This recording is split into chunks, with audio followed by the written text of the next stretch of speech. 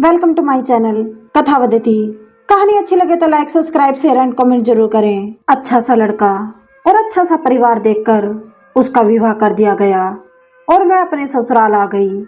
ससुराल में इतना बड़ा परिवार तो नहीं था, लेकिन सास ससुर, एक देवर और एक प्यारी सी ननद थी। उस परिवार की बेटी यानी कि मेरी ननद उस घर की सबसे लाडली थी। अपनी भाभी के आने के बाद ऐसा लगने लगा मानो उसकी बड़ी बहन आ गई हो। वह अपनी भाभी से बड़े प्यार से पेश आती है और रेखा भी उससे उतने ही प्यार से पेश आती है। सपना अपने पापा से बहुत प्यार करती, उनकी हर जरूरत का ख्याल रखती। उसे उनका काम करना बहुत पसंद था। जब वह नहाने जाते तो उनसे पहले ही उनके कपड़े बाथरूम में रख देती और जब वे ऑफिस से आते तो चाय और पानी तैयार रखती और आते ही चाय की प्याली उनके हाथों में थमा देती, जैसे उसे पहले से ही पता रहता कि पिताजी अब आने वाले हैं। और शाम का खाना वह अपने पिताजी के साथ एक ही थाली में खाती। लेकिन सपना भी अब विवाह योग्य हो चुकी थी और कुछ ही दिनों में उसका रिश्ता भी तय हो गया। अब कुछ दिनों में सपना डोली में बैठकर विदा हो जाएगी। यही सोचकर उसके पिता की आंखें भर आती थी। उन्हें लगता था कि सपना के जाने के बाद यह घर सूना हो जाएगा।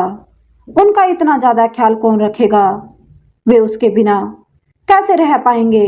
यही सब ख्यालों से उनकी रातों की नींद उड़ चुकी थी। उधर सपना शादी के ख्याल से ही डर जाती थी कि वह अपने पापा के बिना कैसे रहेगी। एक दिन सपना अपने पापा के पास आई और बोली, मैं शादी नहीं करूंगी। तो पिता ने कहा, क्यों नहीं करनी शादी? पापा, मैं आपकी दूरी की कल्पना मात्र से ही डर जाती हूँ और फिर मेरे जाने के बाद आपका ख्याल कौन रखेगा? इस पर उसके पिताजी कहते हैं, बेटा, शादी के बंधन में तो एक न एक दिन बंधना पड़ता है, इसका कोई दूसरा रास्ता नहीं है। आखिरकार सपना का विवाह संपन्न हो गया और वह डोली में बैठकर विदा हो गई। घर शांत और सूना हो गया। पूरी रात बीत गई। दूसरे दिन सुरेश जी जब नहाने बाथरूम में गए तो वहां पर उनके कपड़े पहले ही बाथरूम में टंगे हुए थे, जैसे कि पहले सपना बेटी रखती थी। नहाकर बाहर निकले तो पैंट शर्ट का जोड़ा इस्त्री करके रखा हुआ था। उसके पिताजी यह सब देख रहे थे। शाम को जब वापस लौटे तो सपना की तरह रेखा बहू चाय की प्याली और पानी लेकर बाहर आई और चाय की प्याली ससुर जी के हाथों में थमा दी। सुरेश जी ने जैसे ही रेखा की ओर देखा तो उन्हें अपनी बेटी सपना का रूप दिखाई देने लगा। उनको लगा मानो साक्षात सपना खड़ी हो उनके सामने। रमेश जी की आंखों में आंसू छलक आए। उनकी पत्नी यह दृश्य देखकर फूली नहीं समा रही थी।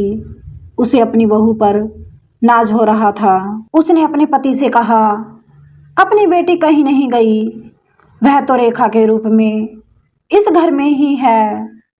शाम को खाने का वक्त हुआ। सभी लोग खाना खाने बैठ गए। तब सुरेश जी ने रेखा को एक आवाज लगाई, आ जाओ बेटा, हम एक साथ एक ही थाली में खाएंगे। रेखा यह सुनकर चकित हो गई। रेखा आई और अपने ससुर जी के साथ बैठ गई। सुरेश जी ने अपनी थाली में से एक रोटी का कोर तोड़ा और रेखा को बड़े प्यार से खिलाया और कहा, बेटा, आज से हम एक ही साथ एक ही थाली में खाना खाया करेंगे। मेरी एक बेटी गई तो क्या, दूसरी तो है। रेखा ने कहा, हाँ पापा, हम दोनों आज से एक साथ खाना खाया करेंगे। इतने में रेखा सोचने लग गई, कौन कहता है बेटी मायके से विदा होकर ससुराल आती है। मुझे तो ऐसा लग रहा है कि मैं एक मायके से दूसरे मायके में आ गई।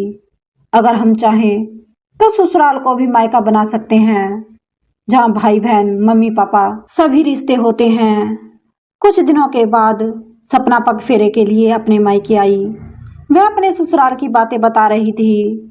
तभी उसके पिताजी आ गए तो देखा रेखा वैसे ही चाय पानी लेकर बाहर आई। यह देखकर सपना को बहुत खुशी हो रही थी। रात को जब खाने की बारी आई तो सपना अपने पापा के पास जाकर बैठ गई। तभी उसके पिता ने आवाज लगाई, रेखा बेटा आ जाओ, खाना खाएंगे। रेखा बाहर आई और वह भी पास में बैठ गई। यह देखकर सपना को बहुत अच्छा लग रहा था। रमेश जी के एक तरफ सपना और एक तरफ रेखा बैठी थी। दोनों ही उनके साथ खाना खा रही थी। यह देखकर सपना बेफिक्र हो गई। अब मेरे पापा का ख्याल रखने के लिए मेरी भाभी है, जो पापा को कभी दुखी नहीं होने देंगे और ना ही कभी मेरी कमीज घर को खलने देंगी।